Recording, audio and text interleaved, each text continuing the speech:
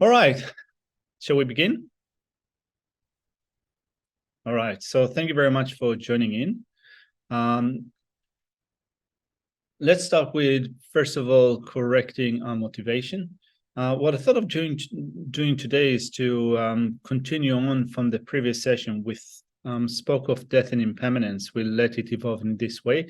We had a question a couple of sessions ago about how do you deal with particularly sickness when you think of death and impermanence, or how does the contemplation on death and impermanence helps you to deal with sickness or pain? I guess there are also other situations. So I'll let this conversation evolve in a very organic way, and so I'll do it also today.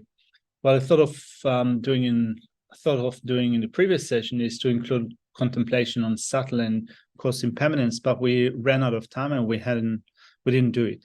And so today, in correcting our motivation, I'll try to maybe include parts of this contemplation, and then to continue with this topic and just see where does it lead us. If you have any questions or directions that you want to take this conversation, feel free. It doesn't have to be a really rigid or one-sided conversation. So first of all, as we begin with correcting our motivation, let's just take a few seconds to make sure that our posture is comfortable. And when you hear teachings on the best meditation posture, one of the points that is emphasized is having our back upright, not rigid, but also not too loose, not too tense and not uncomfortable, but upright so that it can support a mind that becomes more subtle and comfortable and relaxed, but also still and vast and spacious. And so we will take a few deep breaths, thinking that we are withdrawing our mind from whatever we did today at work, with our family, with friends. Though it's difficult to completely withdraw our mind for whatever happened to us today, we can still think that we are bringing it inwardly, creating some more space and stillness in our mind.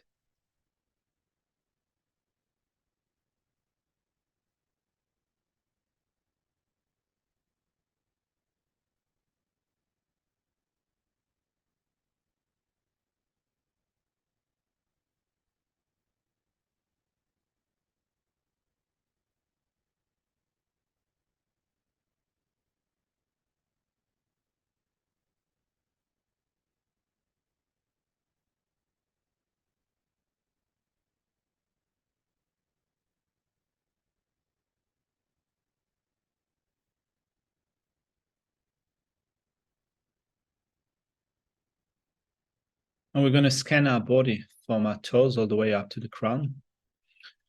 And if you find any point of tension in your body or discomfort, gently with your mind, try to release it. And if it helps, you can also gently release it with an out breath.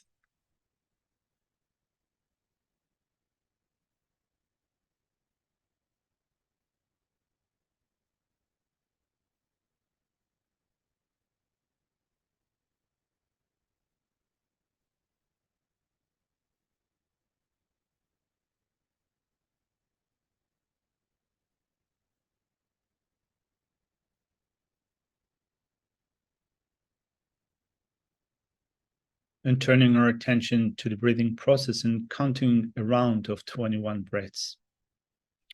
And so each breath consists of breathing out and breathing in. And as we breathe out, think that you're inviting more relaxation into your body, while allowing your mind to be still and clear. And when we breathe in, we think that within that space of being more relaxed and more at ease, we're digging deeper in terms of clarity and stability. So let's do it for 21 breaths.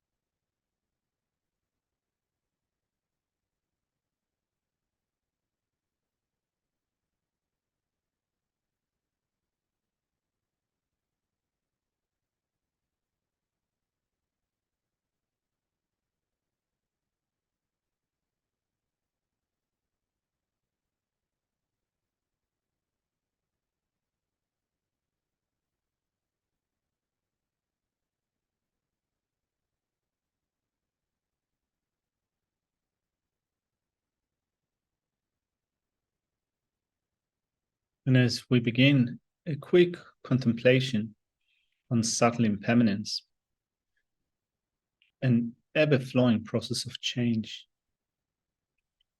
we first off begin with thinking of I, me, and noticing how we have the tendency to think that there is something permanent, enduring, unchanging about us.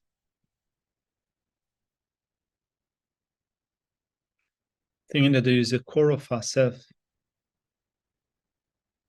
that has always been there, who defines us. This is who we are in reality, and it is unchanging.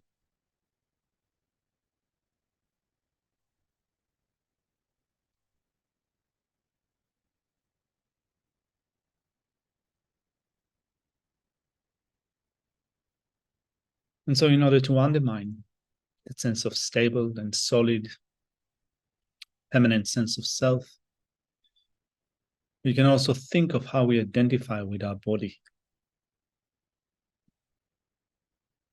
We identify often with our gender.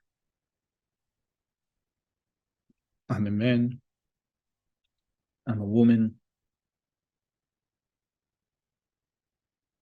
or neither, if you will, or both. I'm tall or short, chubby or lean. I'm attractive or unattractive. Whatever might be our identity, often it is very much based on some features of the body.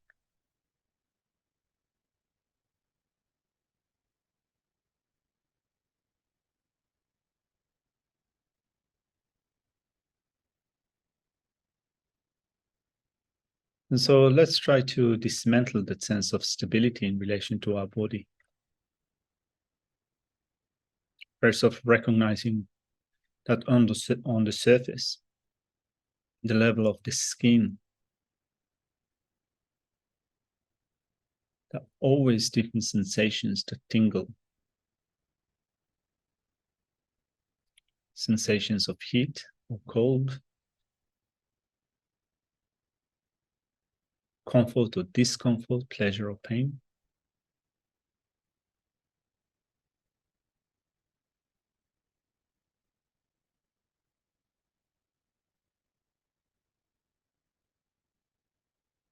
And they constantly change and move around.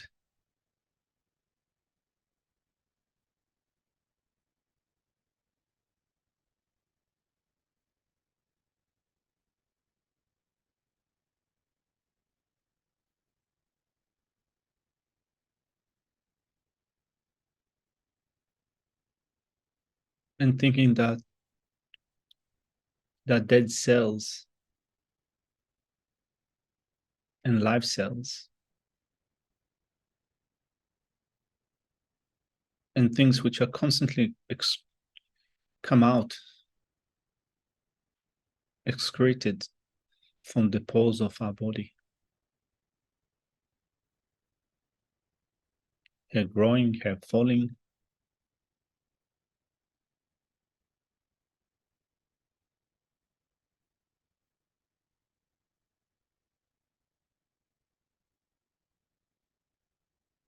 And so on the surface, there's nothing that is stable, permanent, or enduring.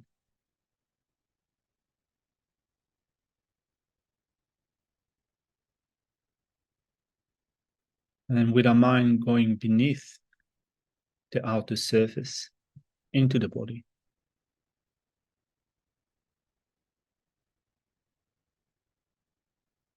thinking of the constant flow of body, of blood within our body.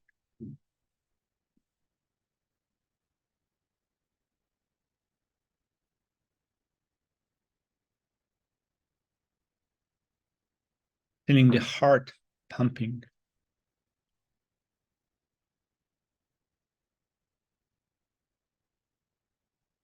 Trying to feel, visualize it, and feel the flow of blood through our veins,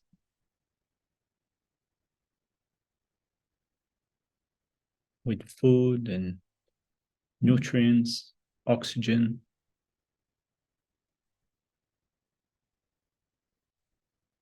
constantly moving around.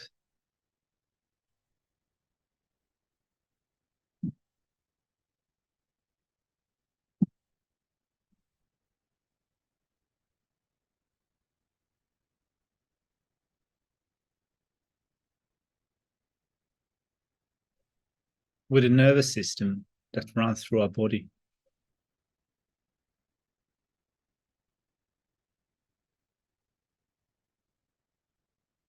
incessantly sending input to our brain,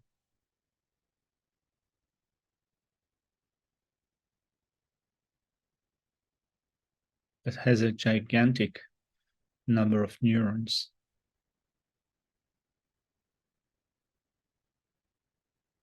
constantly processing information.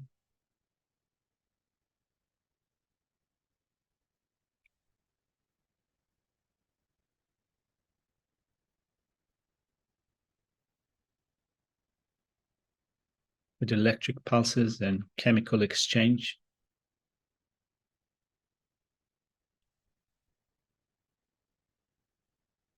Going into our cells all over the body and coming out.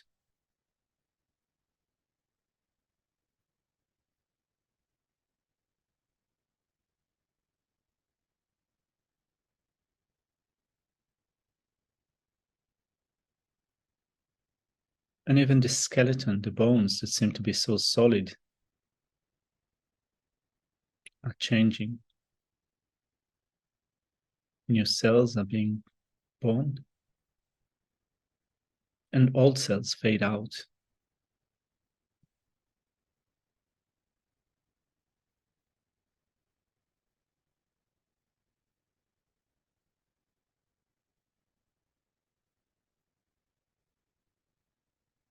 And so our body is in a constant state of flow, changing from moment to moment without staying the way that it is for even a second, a millisecond, a nanosecond.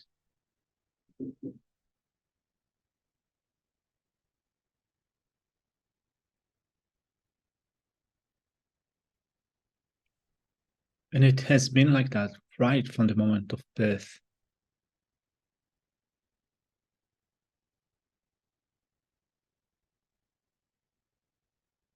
And therefore thinking of cause impermanence, and particularly the meditation on death and impermanence, consisting of three main reasons. Each has 3 points to support it. We think that since our body is constantly changing from moment to moment, without being able to stop this process of aging, then death is inevitable. And every moment that passes, we're getting closer and closer to the moment of death.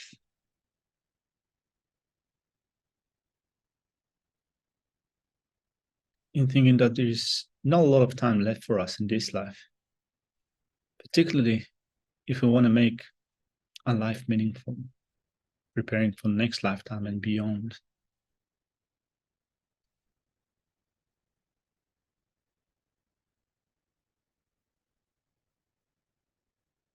Therefore, we think that I definitely want to make my life meaningful through the practice of Dharma.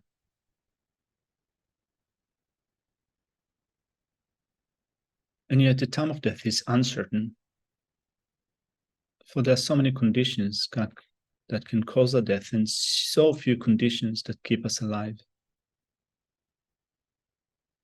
And even a minute condition can cause our death quite quickly.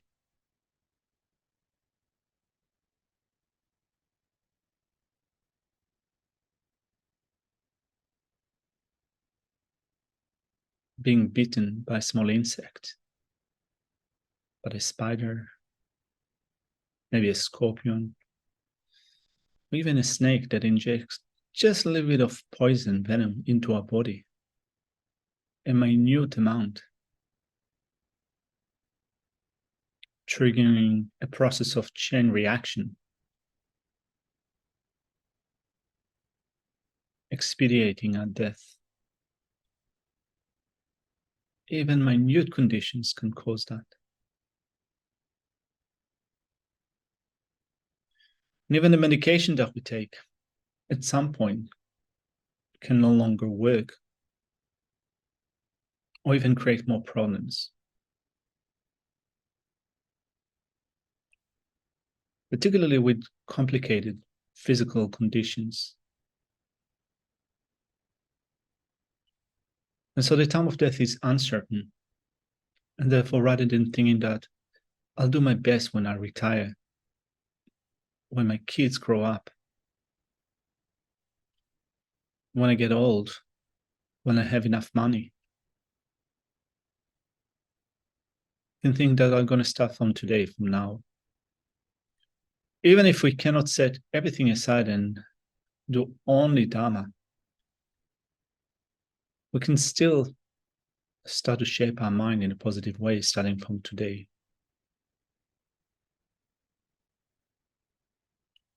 In thinking that at the time of death, nothing would be of help apart from positive states of mind that I've developed in this and previous lives.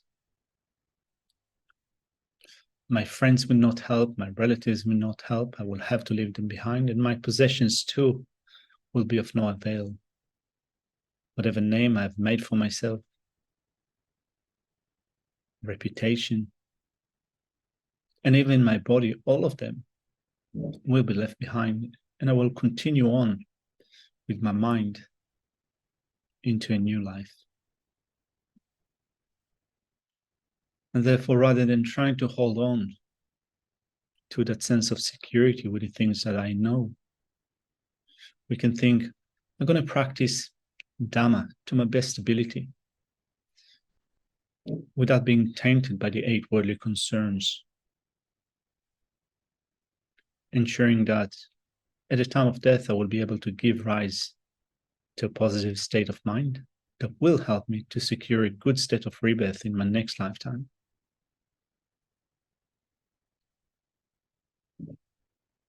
And also take with me all the positive imprints of Dharma practice, of this and previous lives.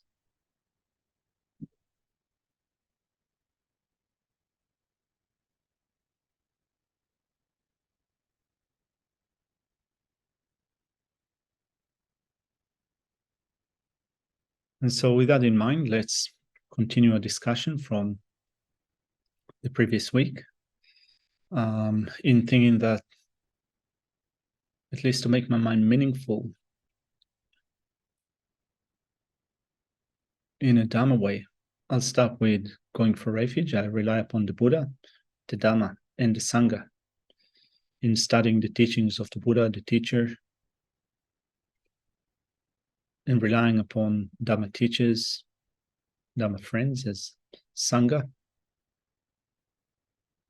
in order for myself to become Buddha in the future with perfect ability to be of benefit to others in developing my mind, true paths and true cessations in my own mind, myself becoming a Sangha member with an insight into reality, being able to be of more benefit to others. So we'll correct our mind with refuge and bodhicitta. Before we start, we think that I go for refuge until I'm enlightened to the Buddha, the Dhamma, and Supreme Assembly. By the merits or accumulations I create through listening to the Dhamma, may I become a Buddha in order to benefit all sentient beings. I go for refuge until I'm enlightened to the Buddha, the Dhamma, and Supreme Assembly. By the merits or accumulations I create through listening to the teachings, may I become a Buddha in order to benefit all sentient beings. I go for refuge until I'm enlightened to the Buddha, the Dhamma, and Supreme Assembly. By the merits I create through listening to the Dhamma, may I become a Buddha in order to benefit all sentient beings.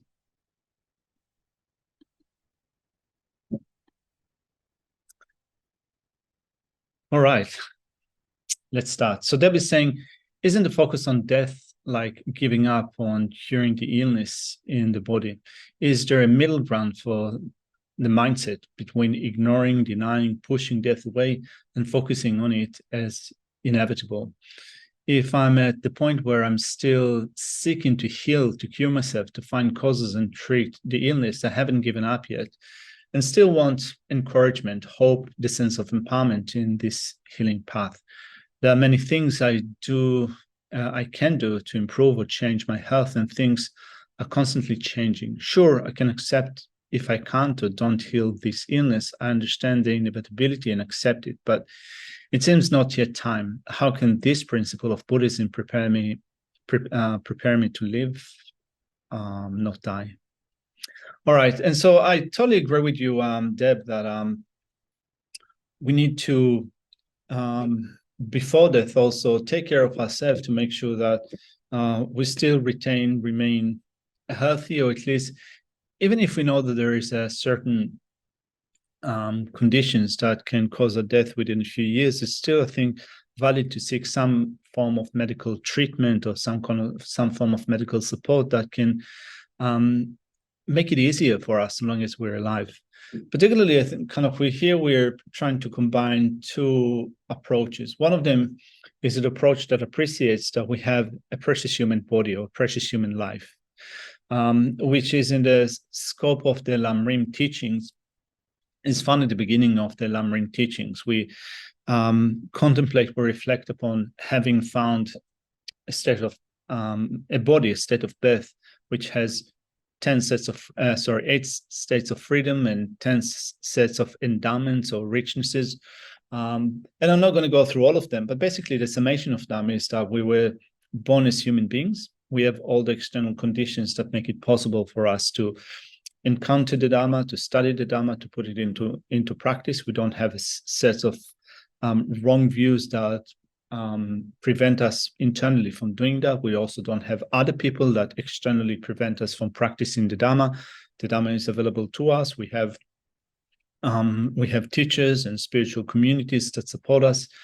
And so on one hand, we want to seize that opportunity and make sure that we live a long life, long and healthy and comfortable life, not just because we don't want to die, but so that we'll be able to use the time that we have at hand to practice the Dharma, because in other situations, other conditions, it will be impossible. So first of all, if we are born in an invisible state of existence, it is likely to be impossible. Suffering, at least in the way that it is described in the Buddhist tradition, suffering would be great, but also mental capacity would be quite limited, not only in terms of studying and practicing the Dharma, but also taking care of ourselves on a day-to-day basis and trying to evade or avoid another state of rebirth, which is similar to that. So that we want to live a long life altogether.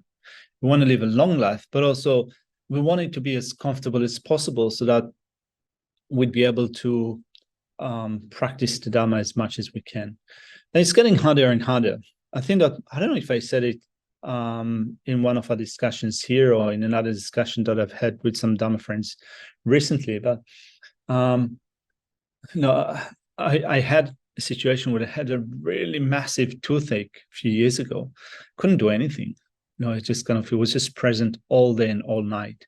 And I was trying to practice Tonglen, thinking that I'm taking upon myself all the suffering of others, all the toothaches of all sentient beings without exception. But really, my head was in so much pain, my jaw was in so much pain that I was able to do it only superficially.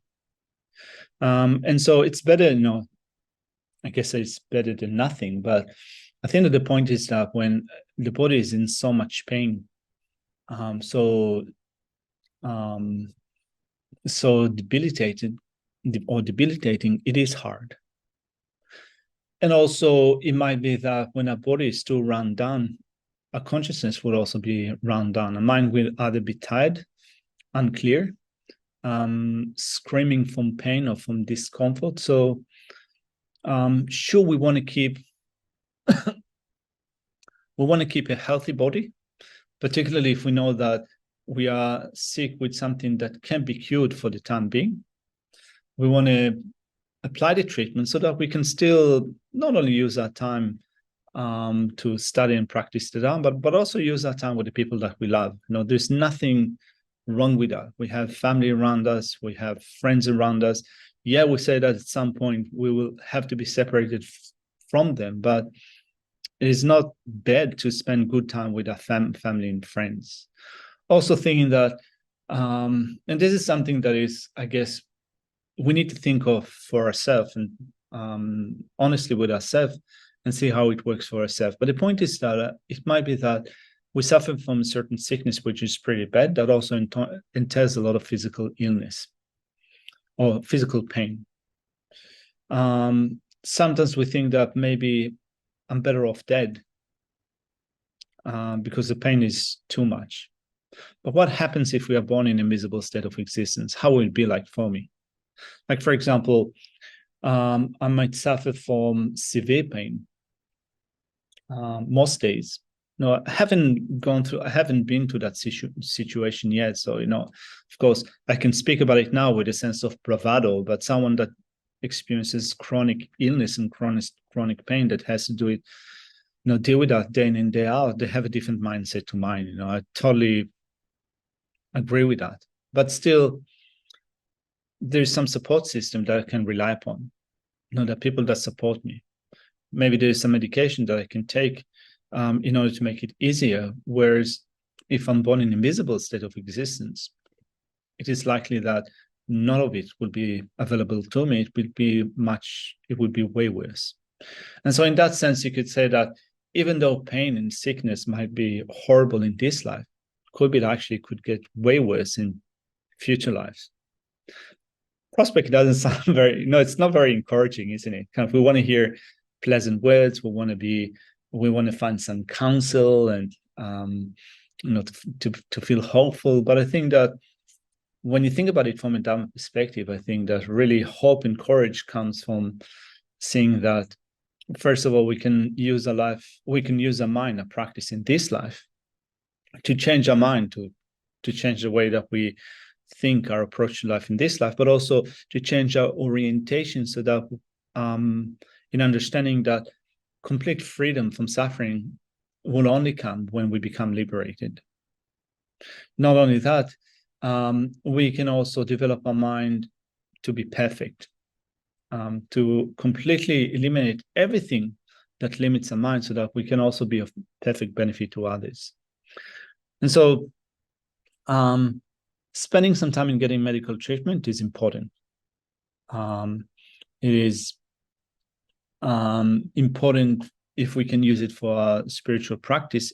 And even I think that when we hear that our condition is terminal and we can, if we take a certain treatment, we might live for 2 or 3 more years. And if we don't take that treatment, it might be that death will come sooner. It is completely up to decide which course of treatment is suited to us. It might be that, if we think that it is likely that even if I take medication, I will still experience pain. My mind would be very unclear. I will not be able to use my time well. So maybe I'd rather not take treatment.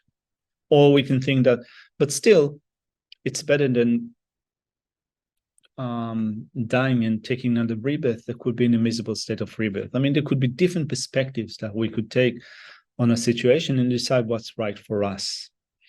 And so, Deb, I'm wondering if those ways of thinking work for you, or does it resonate with you, or do you have more questions, or do you feel a bit resistant to it? What do you think?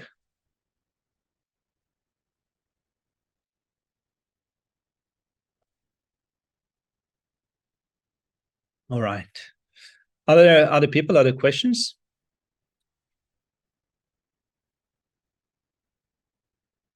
All right. I see that Scarlett is here, and I think that Scarlett in the previous week said that I think it was Scarlett that said that for a long time she found it a little bit intimidating to think of death and impermanence. And in the last few days, I was kind of wondering what is intimidating? What is so intimidating? Hey, Scarlett. Oh, what is intimidating about it? Yeah. About death and impermanence? Mhm. Um, well, it just sounds very frightening because it's real. It's a reality. But I remember I lived in a Himalayan country and they did reflect on this like daily. And I had never heard of this. Like, how do you reflect on like you dying every day? And it just sounds a little scary. Can you speak to it? Yeah, yeah, yeah. Well, when I was studying Tibetan 20 years ago in India, I shared a place with a couple of Tibetans, and the deal was that I pay for the rent, I pay the rent, and we speak all day Tibetan at home. I'm not there to teach them English. Not that my English is that good um, to teach it at a good level, but the deal was that we don't speak English. I'm not there to train them in English. I'm there to study Tibetan, and therefore I pay all the expenses. And so one day, one of them was out, went to see some friends somewhere, and Pasang, my Tibetan friend, woke up in the morning. I went up to the kitchen to make breakfast. I came out 50 minutes after that, and it was dead. It had an Wow. yeah, kind of no. It was I think I was 30 years old. I came out of the kitchen. He was still in bed. He was lying on his belly. I called him. He didn't answer. I kind of touched his leg. All the body kind of was rigid and moving kind of weirdly, and so um, he had an epileptic fit. He was lying on his belly. He got suffocated because he couldn't breathe. His mouth was on the pillow, and so just like that, just when I was kind of cutting bread and boiling eggs or what have you, he took the last. No, I couldn't take the last few breaths, but it was fading out and then died. And so, of course, it is shocking. Totally shocking. It was the whole experience was quite horrific. Of course, it was horrific to me, but just as well, it was horrific for him. And so then we had to keep him at home for about a week. And it sounds a little bit weird, but now I didn't know what to do. I have a dead guy at home. I called the local hospital. They said bring him down. No, we don't have ambulances. We don't send doctors. It was difficult to find a car that agreed to take a dead person in the car, even though now after a while, I thought myself it was completely senseless exercise because it was already dead anyway. I took him down in the car. We arrived at the hospital. They said that, well, he's dead, which I knew. I said, what do I do now? And they said, well, we don't have a morgue, take him back home. So I took him back home. And I went down to the Tibetan Welfare Office and they said, go down to Lower Dharamsala, buy wood, take him to the cremation ground, burn the body and tell us when you've done it. And so the whole situation was pretty surreal. Anyway, then his friends came along and we had to also do it with we wanted to do it in a way that Tibetans go through the death process. And so first of Yes. all, it is Sorry, was this in India or Nepal? in India, Oh, Dharamsala. okay. Okay, thank you. And so we his friends came along. He was an ex-political prisoner, so he didn't have any family in India. His family was a community of ex-political prisoners that are he's known from prison or from his support network in India. And so first of all, there's the tradition of keeping a deceased at home for 3 days until you dispose of the body, but it's also a tradition to go and ask a lama or an astrologer what to do. And so we went down to the Institute of Medicine and Astrology. Under the same roof, we have both astrology and Tibetan medicine anyway. we got an advice to cremate the body after a week.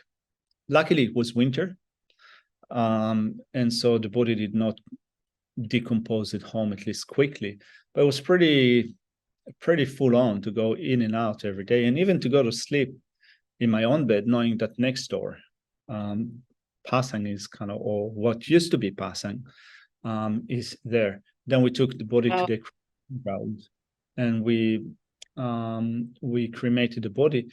And so it is a scary situation, scary in a sense that it's so confronting, and particularly because we think that it could just as well be me. And it's not a pleasant, it's a really disquieting feeling, unpleasant, uncomfortable. And it's still, even to this day, I have to remind myself that, it could just as well happen to me. So first of all, I totally agree with you that there's something completely uncomfortable about it. But at the same time, over the years, I thought, it was quite a good motivation for me from time to time to think that therefore I need to do better. So it's a really good, you can say, reorganizer of my priority. Not immediately. It's not that I was, of course, when something like that happens, you get a massive shock. And hopefully it can cause you to shift your priorities, to realign them quite quickly. But I mean, to me, kind of after the first wave of shock subsided, there was some residues and things that kind of I was, some of my priorities shifted, but it didn't last for very long. So I still need to think about it again and again, not only about the guy that died at home, but also about my aging process, how I'm getting closer and closer to the time of death, to look at friends around me that are dying. We had one nun in our community here in Australia at Chenrezig Institute that had breast cancer. She had reoccurring breast cancer. So the first time that she was diagnosed with it was when her daughter was 5 years old, and she was a single mom. She got medical treatment. She went through chemo. She said that she was fearful of dying with her daughter. There was no one to take care of her daughter. Of course, no one. Her mom was still alive and so forth. But still, as a parent, you have, you don't want to die and leave your child like that. So she underwent treatment. She went into remission. Then it resurfaced twice more. And she was treated and again went into remission. And then again, the cancer came back when her daughter graduated from school and studied a uni degree. And then that nun said that, no, that's it. She cannot do it anymore. She doesn't want to get treatment anymore. She would just kind of live. She would rather let cancer just take over and die. And so she died in our community. It took a few months. The cancer metastasized in her body. But still, the way that she dealt with death and the thought of death was so encouraging. First of all, she was totally prepared. And I think that probably having had a few bouts of cancer in her life helped her to prepare for death better, knowing that at some point she will die.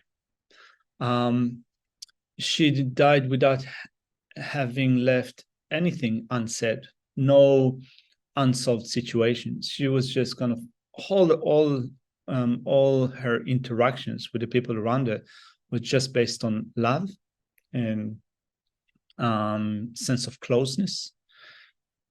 She distributed everything that she owned before she died.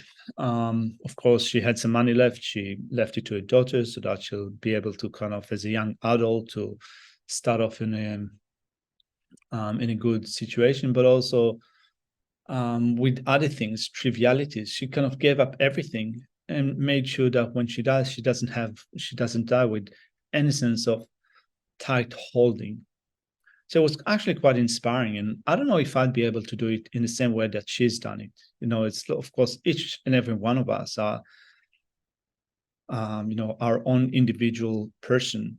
But really, if I think of dying from sickness, dying from old age, I wish I'd be able to die like her, with a mind that was more at peace and nothing really, she was not holding to anything tightly.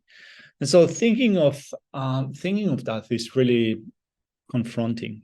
I mean, sometimes I have, when my reflections on death and impermanence become more deep, not always that deep, often they're quite superficial, but when they do become deep, particularly when I'm shaken and it feels that all of a sudden this possibility of going out of existence is quite tenable, quite viable, I get a little bit scared, or anxious about it. But this is a good occasion, good situations to think that therefore I need to make sure that I do it well, that for the time that I have left in my life, in this life, I do whatever I can to prepare myself for my next life. Scarlett? I have been thinking about that, and I two things I want to say. Um, I have met somebody who actually showed me things that he was attached to. So like photographs and material things. And then he showed me, like he actually was practicing to let go of the clinging because he's a Buddhist practitioner. So this is many years ago, and he just kind of showed me that he's cutting up, all his attachments. And at that time, I I didn't really know what to say because I don't think I was even I didn't even know how to articulate what he was doing. I understood it was some kind of detachment, but it wasn't until I kept like I'm practicing, I'm understanding like the clinging we have. And the second thing is I have been thinking about that. I have been thinking about like um death and impermanence and my attachments of exactly what you said about the nun. I have thought, like if you never know when you're going to die, but um, I would like to, at some stage of my life, as I get older, to be able to perhaps give away all my material possessions. But to think of it right now, I can't. I'm too attached to it.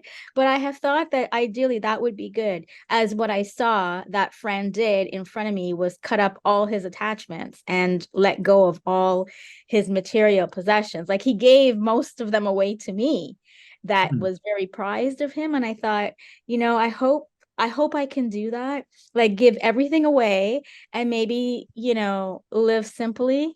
I was having this conversation with my aunt. My aunt, of course, she doesn't have any kind of perspective on like, detaching from things. So she was like, no, you should never do that.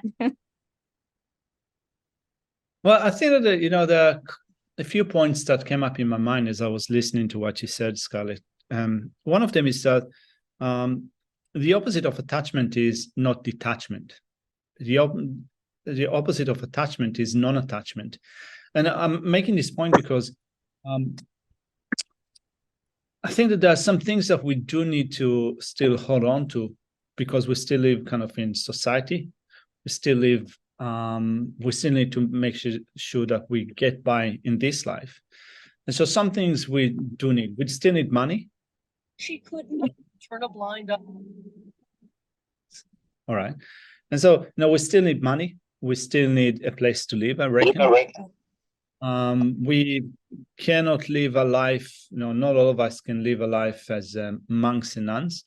And even when you live your life as a monk or a nun, it doesn't mean that you have nothing whatsoever. You still need, for example, I need to make sure that I still have enough to get by in this life, given that in Buddhist communities in the West, it's quite different to Buddhist communities in the East. Here in the West, we don't have that culture, centuries old culture in which the community supports monks and nuns, and therefore, I don't have that expectation. I don't think that other people need to support me, and I don't get upset if they don't. This is not a cultural makeup, and so I need to make sure that I have enough. That for me, I have enough to get by in this life, and so, but still, at the same time, I can try to reduce the amount of attachment that I have to possessions in this life, or to certain idea, reputation, relationship, and so forth. And it doesn't mean to become more to become detached. It just means that I don't, in thinking of death and impermanence, we also become attached to things and thinking that I need so many things around me in my possession because I might live for a very long time. And if I live for a very long time, I need all those things to make it comfortable. When my parents passed away more than a decade ago, my mom passed away maybe 16 years ago, and my dad 3 years after that. I flew back home in order to help my sister sort out the apartment before we put it on the market for sale. And I had to go through the possessions, materials, and they kept memorabilia, things that had some sentimental value for them. Little trinkets that they accumulated from trips to Europe or the US or what have you. And I had to basically clear out the space in a span of 2 or 3 weeks. And I ended up chucking more than 90% of the things to the garbage, or giving it away to other people. I came back from overseas. I came back from Israel to Australia, had a look at my wardrobe and in my storage space, and cleared out more than half of it, and thinking that, well, there's so many things that I have, I don't use them. I don't use them, or I seldom use them. Maybe I use them twice a year, but I still hold on to them as if kind of I might need them one day. So I chucked out or gave away half of my things. And then again, I had to move out of my accommodation or my room at the beginning of this year in January. So again, went through all my stuff and again, chucked out or gave away more than half of my stuff.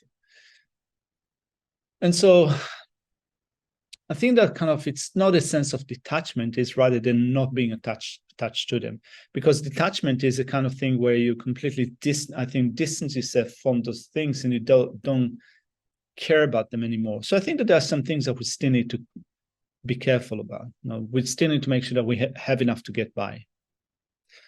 I lived at Chenrezig Institute for 18 years, and I came across sometimes people that came across the Dharma, and they were so inspired at the beginning of their involvement with Dharma, and they thought that they can give away everything and only study and practice the Dharma. For most of them, it ended badly. And that I think that people expected that if they would give up everything and all the money and possession and accommodation and live really simply, they'd be able to enact mental changes quite quickly, for the mind to be transformed quickly. And I think that for most of them, it didn't happen. And particularly, I think that we put a certain expectation in ourselves that maybe within a year or two, we will no longer have anger, that we will not lose our shit, that will not kind of get out of control, or ruin our relationship with others. But then we sometimes find, sadly, that it's still happening, and then we become disappointed of ourselves and also our Dharma practice. And often I think that since so many people thinking that it's not working and therefore maybe they should do something else. So I think that probably a more moderate approach would be better. Scarlett, you mentioned that person that decided to give up everything. Maybe it worked well for him, so I'm definitely not criticizing him, but I think that probably often a more moderate approach is better, at least better for me, to gradually give up on attachment to different things. When we give up attachment to the people that are around us, the people that are close to our heart, again, we don't become detached from them. I think that we have a more open-hearted attitude with respect to them. I mean, if we'd be able to really be affectionate, empathetic, compassionate, more loving and caring for others around us, without becoming attached, we'd be able to be more open-hearted in our relationship with them. And therefore, rather than being detached, is having no attachment. For attachment is a state of mind.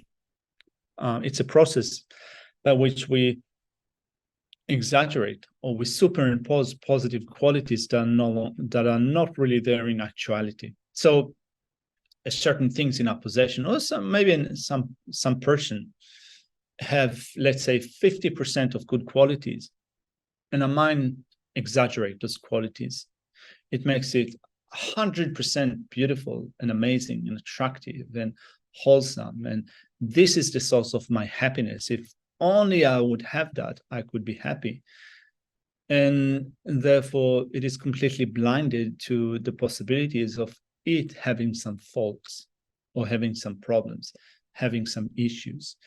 And so when we practice non-attachment, we try to bring our mind more in sync with how it really is. Something might have good qualities, but also it might have defects or problems or drawbacks.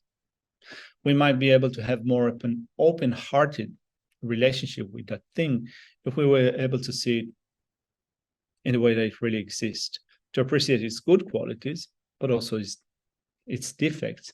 But also particularly when we become attached, for example, to other people, to think that we want to love them, care for them, wishing them to be happy, wishing them to be free from suffering, but without that notion of attachment that is also involved with thinking that I love them because they make me happy. I love them because they contribute something to my life. This is also something that is involved with attachment. Anyway, I'm rambling on different points. I'm wondering, Scarlett, if it makes sense. Oh, absolutely, totally. Yeah, it makes sense. And I think sometimes, yeah, people do think that in order to, come onto the Buddhist path, that you have to give things up and not be attached to them. And I totally appreciate you saying that, no, it's not that, and you have to live comfortably. And also that, the states of mind that we are trying to, well, at least I am trying to, you know, get more of a handle on and dissolve more and,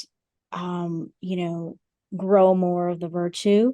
It's a process, and it's not something that is going to happen in, like, for me, I am thinking it's not something that's going to happen in weeks or months or years. It will take years, right? Yeah. So, little steps, baby steps. And I appreciate what you said. And I think the attachment to things, I used to think this way, and I don't know if it's correct, but I have to admit, I love nice things. Like, I love, I guess I am materialistic in a way, because there's certain labels I like, there are certain brands I like. But I was kind of thinking that, I don't know if this is the right thought, but because I have a collection of things that I love, I say to myself, well, if it breaks, I'll be okay. If my watch breaks, I'll be okay. Although I love my stuff, but is that the right view? Like, yes, I have beautiful things, but I also think, well, if, it gets damaged or if something happens to it, I am not going to be upset. That's a start. I have also I have fellow Dharma practitioners that also have a similar way of thinking, and I even know lamas that, like, if they have, for example, bowls to offer water bowls, they buy the best of the best. But say if it breaks, if they need to give it away, that's also completely okay. So there's nothing wrong with wanting, I think, good things. But also, if we can train our mind in thinking that at some point it will also break because it is impermanent. At some point, I might need to give it away. So actually, better to give it away when I have control, give it up when I have control, rather than being forced to do it. Again, it doesn't mean that we need to do it right now, but if you have something really precious in your possession and someone asks you for it, then you can check whether you're making good use of it. And if you're not making good use of it, you can think, okay, so I'm giving it away to others. Sometimes it's easier said than done, but I guess that sometimes if we see that we're incapable of giving them away to others, and then things fall apart in our possession, without us making good use of them, because this is also what happens with attachment. Not only we cannot give it away to others, also sometimes with our own attachment, we cannot really fully use the thing in our possession. If that happens, it's an indication that, well, there's attachment probably happening here. So I can try to reduce bit by bit some of this attachment. Yes, thank you, Venerable. No worries. All right. So I think that our time is up. And a good friend of mine is coming soon to pick me up for lunch. So you guys are probably going to go to bed, I guess, soon or in an hour or two, and I'm going to gorge myself on good food. And so thank you very much for coming along, and I'll see you again next week, hopefully. If we're not going to die, if I'm not going to die, if you're going to die, let's meet next week.